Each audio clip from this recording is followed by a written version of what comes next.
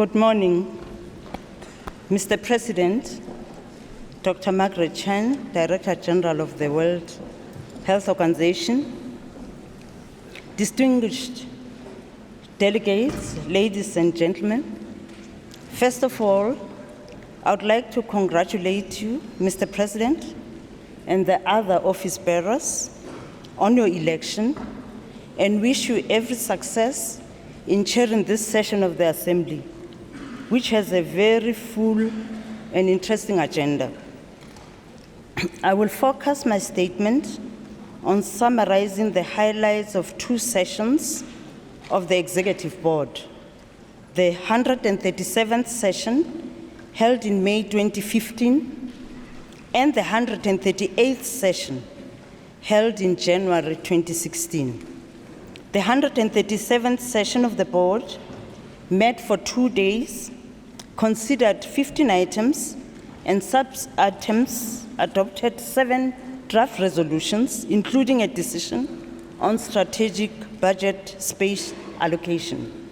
In addition, the Board considered and noted reports on the financing dialogue, the governance and development of WHO's guidelines, the draft accountability framework for newborn health and evaluation. The Board appointed members to fill the vacant position of the Independent Expert Oversight Advisory Committee.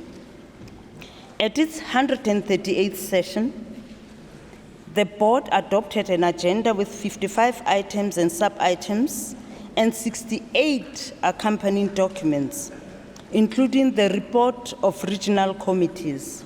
I must say, this was a historic meeting. Historic because it had the largest attendance ever of over 1,000 members and non-state actors attending this meeting. The Board met for 6 days and held 2 evening sessions and produced 13 resolutions and 12 decisions. Under WHO reform, the Board considered 3 items. Firstly, the overview of reform implementation, and acknowledged with appreciation progress made by Secretariat. Representative of member states, however, also called for deeper and more accelerated pace of reform overall. Secondly, the Board discussed governance reform and decided to convene as soon as possible an open-ended intergovernmental meeting whose outcome would be submitted to this Assembly. Again, there was extensive debate and another informal discussion on the draft framework of engagement with non-state actors. The Board has endorsed the request for an open-ended intergovernmental meeting to extend its mandate and hold a final session in order to produce a consensus text, and I would like to repeat, in order to produce a consensus text and draft resolution for consideration at this Health Assembly. In the areas of communicable diseases and preparedness, surveillance and response, the Board considered the report of the first meeting of the Review Committee on the role of the international health regulations in the Ebola outbreak and response, and decided that the Secretariat should analyze how implementation of Nagoya Protocol on access to genetic resources and the fair and equitable sharing of benefits might affect the sharing of pathogens and potential public health implications. With respect to WHO's work in health emergency management, the Board discussed and noted the reports of the WHO response in severe large-scale emergencies and 2014 Ebola virus disease outbreak. In this context, The Special Envoy of the United Nations Secretary General on Ebola provided an update on the work of the advisory group on reform of WHO's work in outbreaks and emergencies with health and humanitarian consequences, which has been established in July 2015.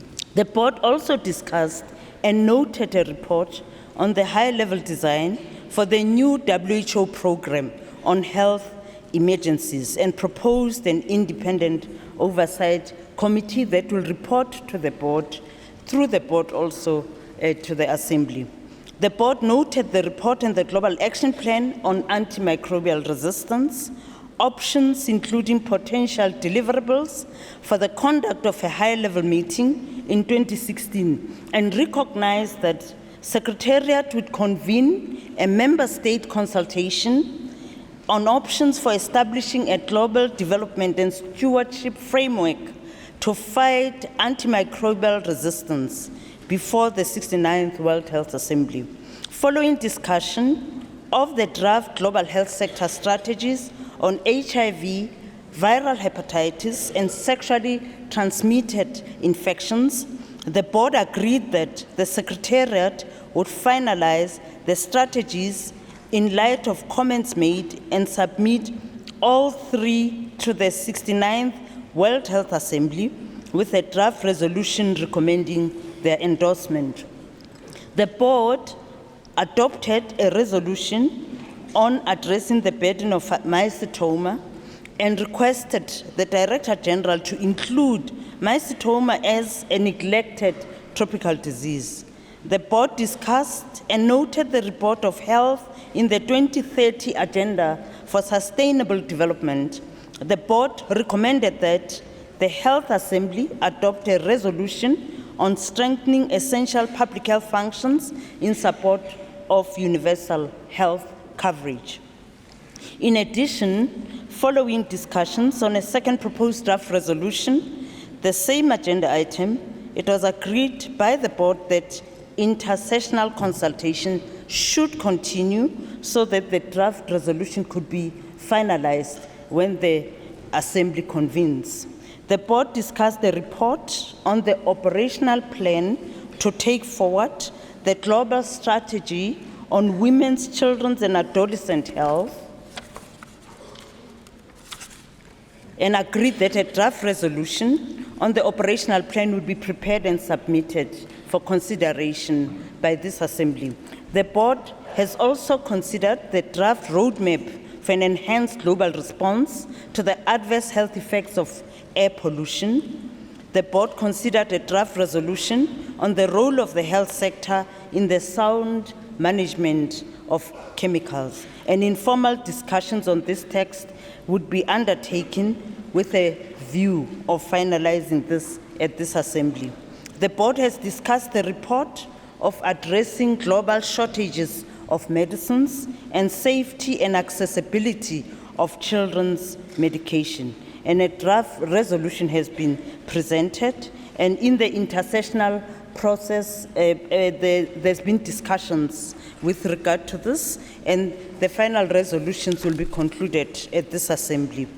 The board also noted reports on the update on the health workforce and the second round of national reporting in the implementation of the WHO Global Code of Practice on the international recruitment of health personnel.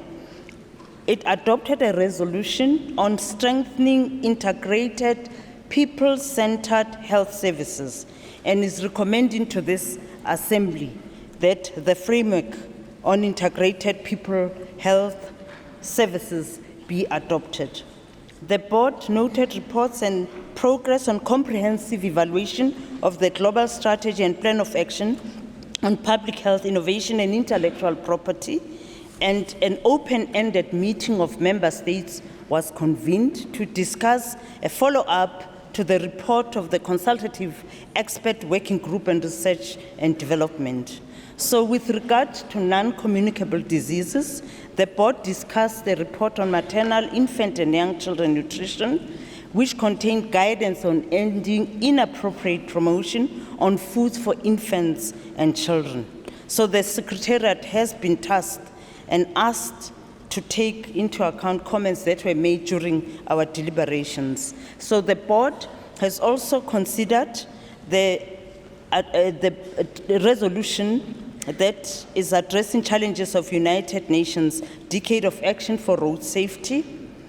The board has also recommended adoption of WHO Global Action Plan to strengthen the role of the health system within a national multi-sectoral response to address interpersonal violence, in particular against women, children, and against children. Against women, girls, and against children as well. So we adopted a resolution on the responses to specific assignments in preparation for the third high-level meeting of the United Nations General Assembly on prevention and control of non-communicable diseases. The board noted the report of public health dimensions of the world drug problem, including the context of the special session of the United Nations General Assembly on the world drug problem. So this meeting was held in April 2016, and board members emphasized the importance of public health aspects as outlined in the report. The board adopted a decision on the process for the election of the Director General of the World Health Organization and recommended that the Health Assembly should consider adopting a resolution to require that nominated candidates for the post of Director General should address the Assembly before the vote on the appointment. So this is a new process that was not in place before. So the board noted the report on evaluation and approved the organization-wide work plan for 2016-2017. And the board also considered an update on the Geneva buildings renovation strategy and adopted a resolution on real estate, which requested the Director General to establish a member states advisory committee that will provide guidance, monitoring, and oversight to the renovation project and recommended a decision to the Health Assembly. The board noted the reports on the financing of the program budget for 2015-16 and the scale of assessments and adopted the scale of assessments for 2016. Mr. President, the other executive board representatives, members of the Bureau, would like to assure you that we stand ready to lend our full support and provide additional information as required on how the board dealt with certain items under consideration, but also doing so, we will facilitate the work of the Assembly. I wanted to take this opportunity to say that this was a special executive board. It was special in that it was full of poetry, it was full of songs, and there were also chocolates being eaten, even though it is not desirable or it is not recommended. But we have understood for some published papers that chocolates do alter moods, and they do have a propensity to influence our behavior. But I'd also like to caution that the mood benefits of chocolate consumption are ephemeral. So we could not just rely on chocolates alone, but also songs and poetry. I would like to thank you.